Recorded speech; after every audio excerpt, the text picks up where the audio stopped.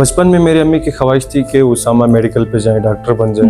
उसके बाद अम्मी ये चाहती थी कि अगर आप मेडिकल पे नहीं जाते हैं तो आप आर्मी अफसर बन जाएं। जब इंसान कोई काम करने का इनिशिएटिव लेता है तो उसको समझ में नहीं आता है कि मैं कैसे कर लूँ। जब मैंने स्टार्टअप लिया ना 2023 पे FSC करने के बाद स्टार्टअप लिया, अपना माइक लिया, अपना ट्राइपॉड लिया, अपनी फ़ोन से मैंने मीडिया पे काम करना स्टार्ट किया। वो डिजिटल मीडिया पे आया तो यहाँ से यहाँ तक का सफर बिल्कुल भी आसान नहीं होता। तो इस दौरान कितना स्ट्रगल करना पड़ा और घर वालों को मनाना, क्योंकि मीडिया का नाम सुनते हैं तो गिलगित में अभी भी हमारा जहन ये मतलब बहुत तंग जहन है। हम लोग मीडिया को कुछ अच्छा नहीं समझते। जाहिर सी बात है घर वालों की तरफ से भी थोड़ा बहुत हुआ होगा कि नहीं। जब आप प्रोफेशनल बन के इस प्लेटफॉर्म पे आ जाते हैं तो आपकी मार्केट में वैल्यू होती है। एक बंदे कहता है कि मीडिया में कोई स्कोप नहीं है, तो यकीनन उस बंदे के पास प्रोफेशनलिज्म नहीं होगा। वो प्रोफेशनल नहीं है तो फिर माशरे में, सोसाइटी में जो पढ़े लिखे यूथ हैं वो उनको कैसे वैल्यू देंगे। सबसे पहले क्या ख्याल आया, क्या सोच के किस चीज़ से इंस्पायर हुए कि आपने मीडिया में कदम रखा, सोचा कि मुझे मीडिया पर्सन बनना है? ड्रीम है मेरा, इंशाल्लाह अल्लाह मुझे कर ले उस मुकाम तक मुझे पहुंचा दे। अब इनिशियल स्टेज है, with the passage of time her cheese improve हो जाएगा, बहुत सारी चीज़ें हम सीख लेंगे। अभी एज हम स्टूडेंट काम कर रहे हैं, हम अपने आप को बड़ा कोई सीनियर जर्नलिस्ट या कोई ऐसा वो नहीं समझते हैं।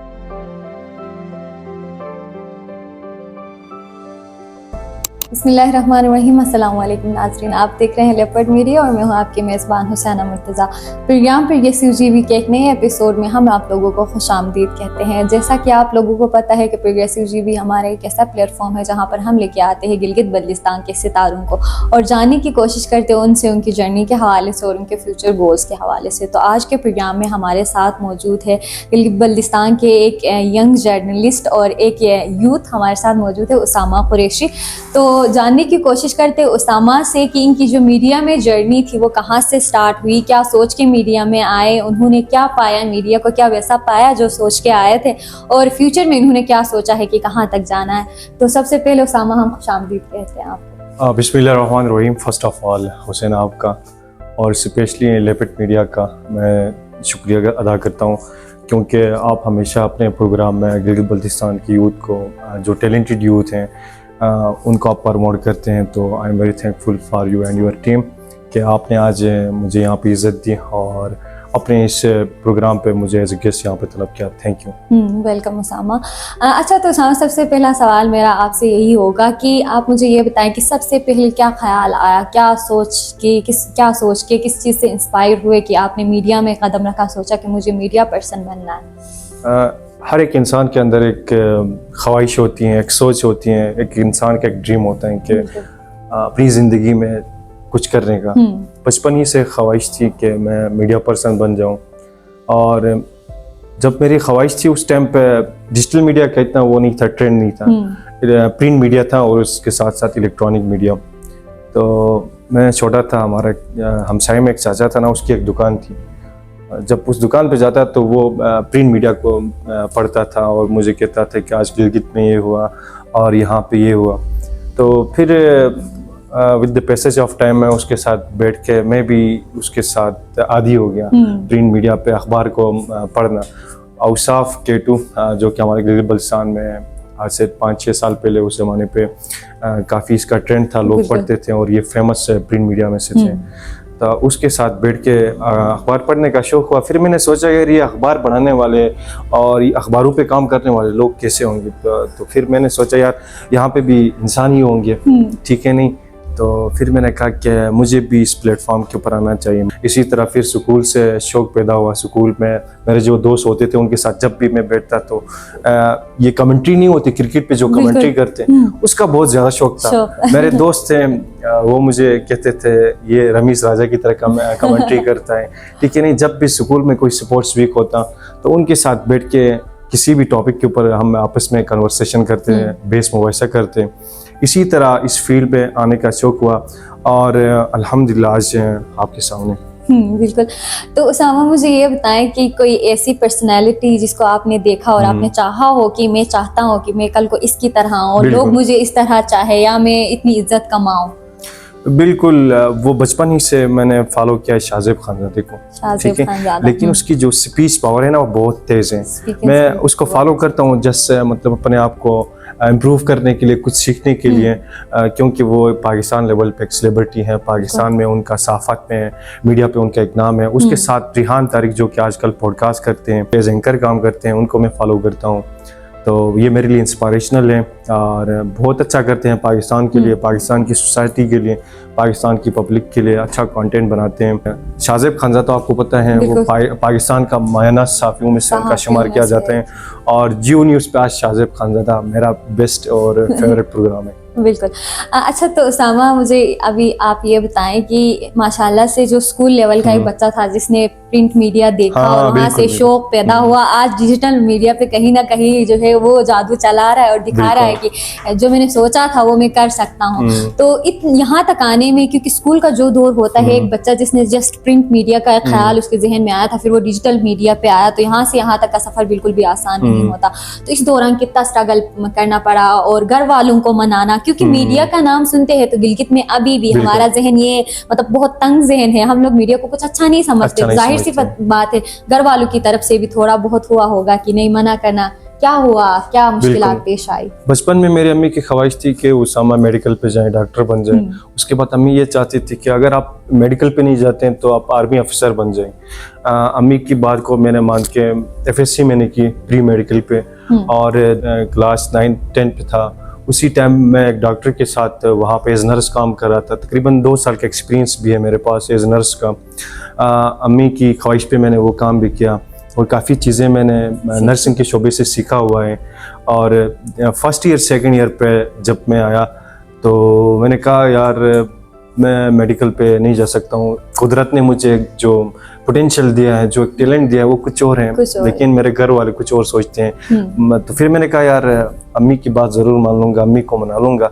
मैंने कहा अम्मी देखिए, जिस फील्ड की तरफ आप मुझे राग़िब करते हैं, मुझे आप जाने को कह रहे हैं, उसका मेरे अंदर एक तो पोटेंशियल इतना नहीं है और मेरे अंदर इंटरेस्ट नहीं है। जब बंदे को इंटरेस्ट होता है तो तब पोटेंशियल, तब उसके अंदर मतलब ऐसी चीज़ें नेचुरली उसके अंदर पैदा हो जाती हैं, वो करने को उसका दिल करता है। तो मेरा दिल ने नहीं माना यार, डॉक्टर बनने को नहीं सोचा। 2 साल मैंने डॉक्टर के साथ एज नर्स काम किया, उसने भी बहुत कुछ मुझे सिखाया। ये जो हमारा रिसेंटली जो हमारा सेक्रेटरी इंफॉर्मेशन था दिलदार मलिक, उनका वालिद मोहतरम डॉक्टर इफ्तिखार अहमद हैं, हमारे इलाके में बहुत अच्छा उनका एक नाम है और बहुत अच्छा डॉक्टर रह चुके हैं। उनके साथ मैंने एज नर्स काम किया है। उसके साथ डॉक्टर बिलोंग करता है KPK स्वाद से, उसके साथ भी मैंने काफ़ी टाइम काम किया हुआ है इस नर्सिंग के शोबे में। मैट्रिक के बाद फिर FSC मैंने की जगलोट से और बचपन से मतलब एक ही स्कूल से मैंने तालीम हासिल की, government boys Rashid Nashid high secondary school Jaglot से, क्लास प्रेप से FSC तक। और स्कूल में स्पीचेस वगैरह में पार्टिसिपेशन करता और ये मिली नगमे, तराने, इसी तरह की एक्टिविटीज़ में हमेशा मैं मतलब उनके साथ कनेक्ट रहता था। फिर जो हमारी सोसाइटी में कहीं पे कोई इवेंट होता, कोई इसी तरह पब्लिक जमा होकर कोई इवेंट ऑर्गेनाइज कर लेती तो वहीं पे जाके लीड करता। इसी तरह मतलब माइक को पकड़ के फ्रंट पे आने का शौक था ना। तो फिर मैंने सोचा जब मेरे अंदर शौक है तो मैं क्यों ना मीडिया को चूज़ कर लूँ, एक साफ़ी बन जाऊँ, अपने इलाके की खिदमत करूँ, इश्यूज़ पे बात कर लूँ और अपने इलाके की नुमाइंदगी करूँ। सो जैसे तैसे करके FSC मैंने की। उसके बाद फिर मैंने सोचा डॉन जाऊँ। तो मामू मेरा होता है कराची पे, उसने कहा कि आप कराची आ जाएँ, कराची यूनिवर्सिटी में आप मीडिया मास कम्युनिकेशन कर लें। फिर अम्मी ने कहा कि आप कराची नहीं जाएँ, आप इस्लामाबाद जाएँ। इस्लामाबाद जाके नमल यूनिवर्सिटी में मैंने एडमिशन करवा ली मास कम्युनिकेशन पे। फर्स्ट सेमेस्टर मैंने वहाँ पे स्टडी कर लिया। उसके बाद फिर घर वालों की वापसी डिमांड आ गई, आप वापस गिलगित आ जाए। फिर वहाँ से 1 साल मेरा स्किप हुआ, यहाँ की कराक्रम इंटरनेशनल यूनिवर्सिटी में मैंने एडमिशन कर लिया और यहाँ पे भी मैं करंट मास कम्युनिकेशन का स्टूडेंट हूँ। तो इसी तरह मैं ये साफत पे काम कर रहा हूँ और साथ में अपनी पढ़ाई भी साथ कर रहा है।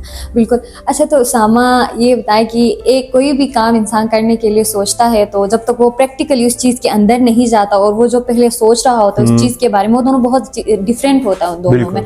तो आपको क्या लगा, जिस मीडिया को आपने जहन में सोचा था और जिस मीडिया में आप प्रैक्टिकली आए, उनमें क्या फ़र्क था? क्या पाया मीडिया को गिलगित में आके काम करके? देखें, जब इंसान कोई काम करने का इनिशिएटिव लेता है तो उसको समझ में नहीं आता है कि मैं कैसे कर लूँ। जब मैंने स्टार्टअप लिया ना 2023 पे, FSC करने के बाद स्टार्टअप लिया, अपना माइक लिया, अपना ट्राइपॉड लिया, अपनी फ़ोन से मैंने मीडिया पे काम करना स्टार्ट किया। उस वक़्त मेरा पेज था उसामा कुरैशी ऑफिशियल के नाम से, क्योंकि मैंने साथ साथ प्रिज्म पे भी काम किया एज ए टूर ऑपरेटर। 2018 से मेरा एक्सपीरियंस है, 5-6 सालों का एक्सपीरियंस। मैंने फॉरेन कंट्रीज़ के जो टूरिस्ट आते हैं उनको गिलगित बल्तिस्तान एक्सप्लोर मैंने करवाया है, और साथ साथ जो हमारी डोमेस्टिक टूरिज़्म है पाकिस्तान के मुख्तलिफ शहरों से जो गिलगित बल्तिस्तान आते हैं उनको मैंने गिलगित बल्तिस्तान के मुख्तलिफ वैलीज़ का टूर करवाया। इसी तरह काफ़ी जो बड़े व्लॉगर्स थे उनके साथ भी मेरा एक रिलेशनशिप था, एक इंटरेक्शन था। तो उन्होंने भी मुझे कहा था कि आप ये कर सकते हैं। मुझे काफ़ी बड़े व्लॉगर्स ने कहा कि आप यूट्यूब पे व्लॉग्स वगैरह बना लें। तो फिर मैंने स्टार्ट तो खैर व्लॉगिंग से किया था, लेकिन कुछ समझ में नहीं आ गया।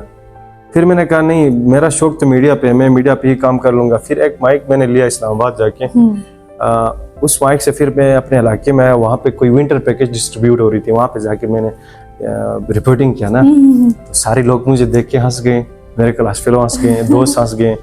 मैंने कहा यार आज ये जो लोग हंस रहे हैं ना, कल को ये इंशाल्लाह मुझे अप्रिशिएट कर लेंगे, तालियां बजाएंगे।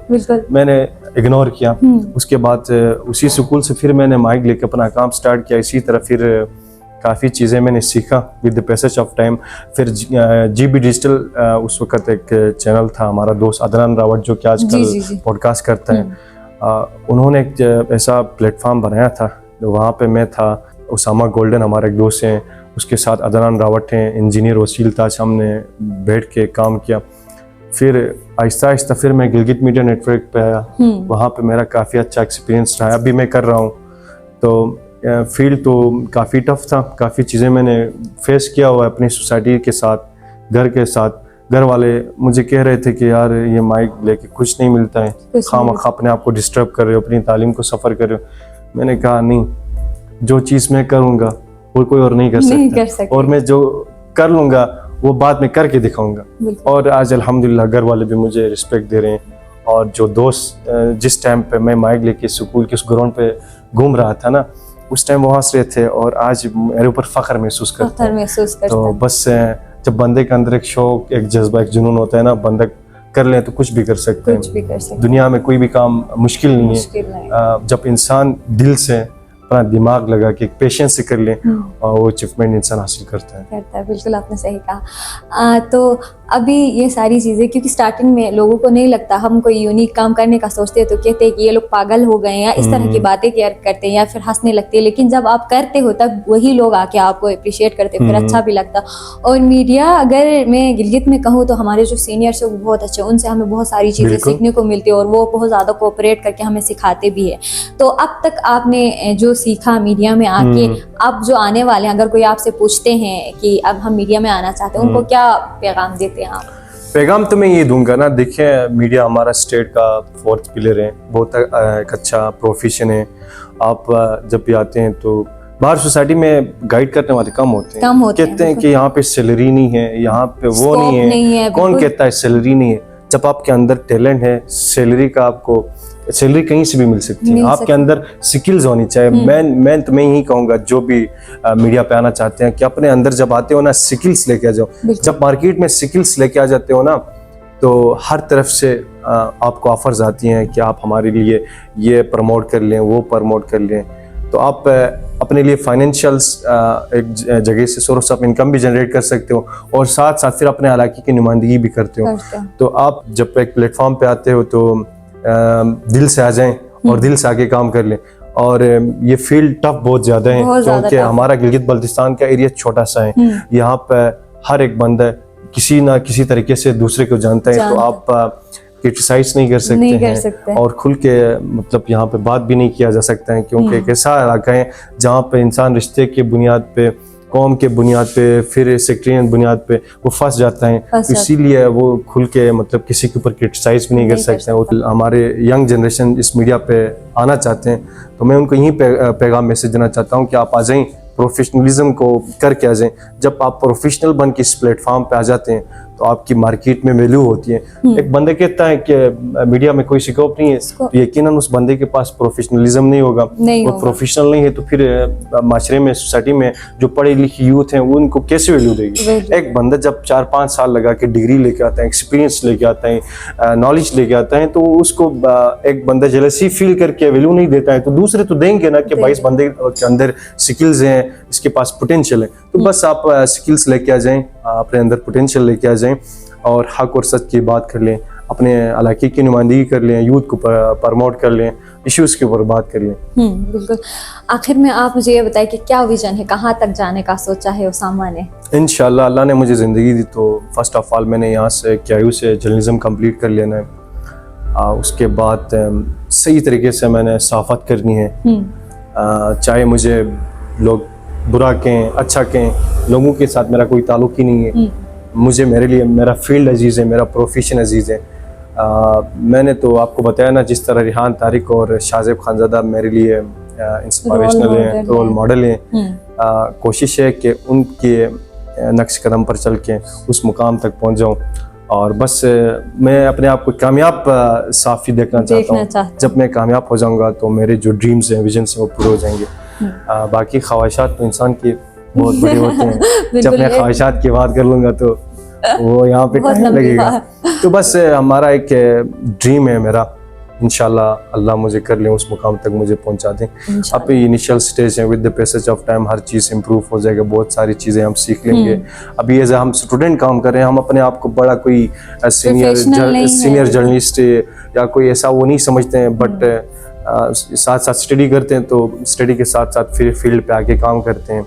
बस शौक के साथ ये चीज़ें हमें यहाँ तक लेके आई है। आखिर में हमारी यूथ को क्या मैसेज देना चाहेंगे, गिलगित बल्तिस्तान की जो आपको देख रही है? देखें, as a young journalist, as a youth, में आप यहीं पैगाम मैसेज देना चाहता हूँ कि गिलगित बल्तिस्तान, पाकिस्तान, ओवरऑल दुनिया में तकरीबन 63%, 64% हमारी यूथ हैं, और यूथ ही अपने इलाके में, अपने घर में, अपनी सोसाइटी में चेंज ला सकती हैं। तो सबसे पहले आप अपने आप को चेंज कर लें, ठीक है नहीं? उसके बाद अपने घर को चेंज कर लें, फिर अपनी सोसाइटी को चेंज कर लें। गिलगित बल्तिस्तान की यूथ को चाहिए कि हम अपने इलाके का नाम रोशन कर लें।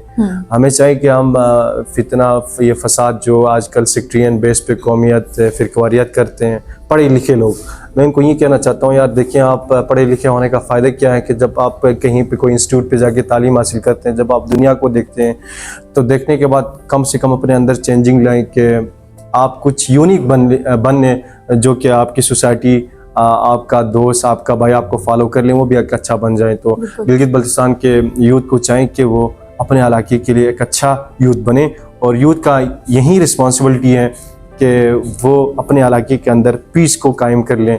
जब हमारे अंदर, यूथ के अंदर पीस, अलाइंस, इत्तेहाद होगा, तो इस खित्ते में, पाकिस्तान में, गिलगित बल्तिस्तान में एक अमन होगा। जब अमन होगा तो हमारा इलाका, हमारा स्टेट तरक्की करेगा। जब तरक्की होगी तो मुल्क स्टेबल होगा, खुशहाली आएगी, रोज़गार मिलेगा लोगों को, फैसिलिटीज़ मिलेगी हेल्थ सेक्टर पे, एजुकेशन सेक्टर्स पे, फिर डेवलपमेंट सेक्टर्स पे, तो फिर हमारा ये जो खित्ता है ये खुशहाली की तरफ गामजन होगा। Thank you so much Usama, आप आए और आपने हमें टाइम दिया, बहुत अच्छा लगा। तो नाजरीन, ये था हमारा आज का प्रोग्राम। उम्मीद है उसामा से मिलकर आप लोग को बहुत अच्छा लगा होगा। यही मैसेज कि हम यूथ हैं, और यूथ ही किसी भी इलाके की या किसी भी स्टेट की रीढ़ की हड्डी की मानंद होती है, तो हम ही ने काम करना है। तो कोशिश करिए कि पॉजिटिविटी की तरफ जाए, क्योंकि नेगेटिव चीज़ों से किसी को कुछ नहीं मिलता। अमन हम सबकी ज़रूरत है, तो फिर क़वारियत से हट के अमन के ऊपर तवज्जो दे। तो मिलते किसी नए प्रोग्राम में किसी नई पर्सनैलिटी के साथ, तब तक के लिए मुझे दीजिए इजाज़त। अल्लाह हाफ़िज़।